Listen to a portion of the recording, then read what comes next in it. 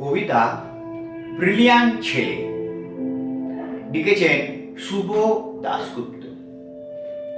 Brilliant ছেলেরা brilliant career তৈরি করে।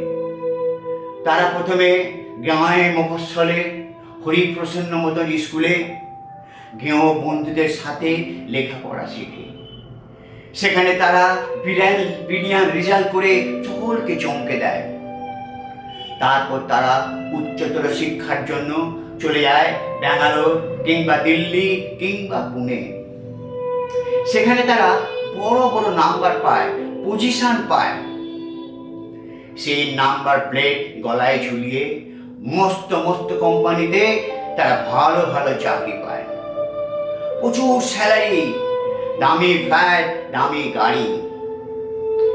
কিন্তু তার মাঝে মাঝে এই অধিকাংশ ব্রিলিয়ান্টরা আবার বিদেশের প্লেনে উঠে বসে।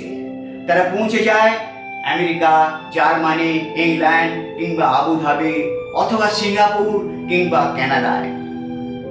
ওইসব দেশ আমাদের ব্রিলিয়ান্ট ছেলেদের টপাটপ কিনে নেয়। তারপর আমাদের এই ব্রিলিয়ান্ট ছেলেদের জন্য বিলাসবহুল গাড়ি, বাড়ি, এমনকি প্রচুর ডলারের ব্যবস্থা করে দেয়। আমাদের ব্রিলিয়ান্টরা সেখানে খুব সুখেই থাকে। সুখে থাকতে থাকতে তারা ভুলে যায় দেশ গাঁয়ের কথা, ভুলে যায় হরিপ্রসন্ন মতন স্কুলের কথা, গ্রামের বন্ধু বান্ধবের কথা কমেই ভুলে যেতে থাকে। তারা মনে করতে পারে না জাতুতো, খুঁড়তুতো, মাস্তুতো সব অসবল ভাই বোনেদের কথা। ব্রিলিয়ান্টের জগতে কোনো ইমোশন নেই, আছে কেবল প্রমোশন। ছোট চেয়ার থেকে বড় চেয়ার, নন এসি থেকে এসি, তাদের কোনো অতীত নেই, আছে কেবল ভবিষ্যৎ, ফিউচার। ব্রিলিয়ান্ট ছেলেরা মাঝে মধ্যে বাবাকে টাকা পাঠায়, অনেক অনেক টাকা। সেই টাকা হাতে পেয়ে বাবার মুখ আনন্দে ফুলে ওঠে, কিন্তু মায়ের বুকে ফুটে ওঠে জল। এই ব্রিলিয়ান্ট ছেলেরা এই ন্যাস্টি ইন্ডিয়াতে আর ফিরে আসতে চায় না, কারণ এখানে এত ভিড়, এত ধুলো কাদা, এত কারাপশন, এসব দেখে নাকি তাদের গা ঘিন ঘিন করে। তবুও যদি তারা আসে, নিয়ে আসে অনেক অনেক ফরেন জিনিস। মায়ের জন্য ইটালির চাদর, বাবার জন্য ফ্রান্সের সিগারেট, সঙ্গে জাপানি লাইটার। আলো জ্বললেই সেখান থেকে টুংটাং করে বাজনা বেজে ওঠে। ব্রিলিয়ান্ট ছেলেদের ব্যাপার স্যাপারই আলাদা। কিন্তু এইসব ব্রিলিয়ান্টদের ব্রিলিয়ান্ট করে গড়ে তুলতে তার কেরানি বাবা যে কতদিন ক্লান্ত দুপুরে টিফিনে একটা চাপা কলা আর 1 টাকার শুকনো মুড়িতে পেট ভরিয়েছে, কতকাল যে তার মা নতুন শাড়ি কেনাকে বিলাসিতা মনে করে ছিঁড়া শাড়িতে দিন কাটিয়েছে, এসব তথ্য ব্রিলিয়ান্টের ল্যাপটপে থাকে না। তাদের ল্যাপটপে থাকে নায়িকার জ্বলন্ত দুরন্ত জলোচ্ছ্বাস কিংবা ভিসুভিয়াসের ছবি। আমাদের এই শ্যামল বাংলার নদী, গাছ, আনন্দ মেঘ, এসব আজে বাজে ছবি সেখানে ইনসার্ট করা যায় না। এই ব্রিলিয়ান্ট ছেলেরা সারাদিন ব্যস্ত, সমর্পণ ব্যস্ত। তারা সঙ্গীত শোনে না, তারা গল্প বা কবিতা পড়তে ভালোবাসে না, তারা আকাশ দেখে না, তারা বৃষ্টির মেঘ দেখে না।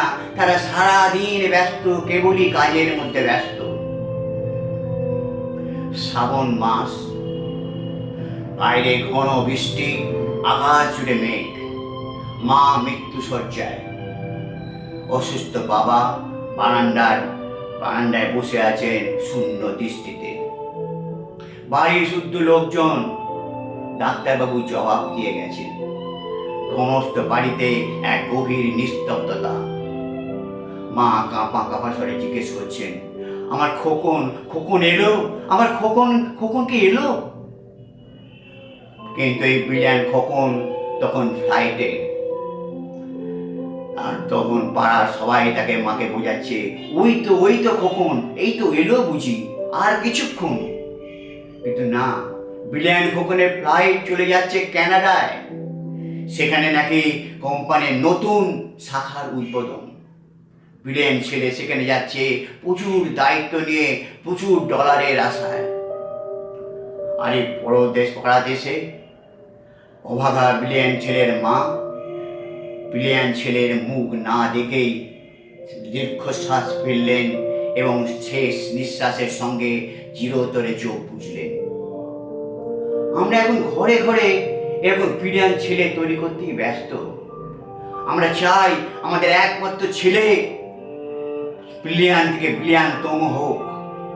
সত্যি কি নিষ্ঠুর এক বাস্তব কাহিনী। নমস্কার।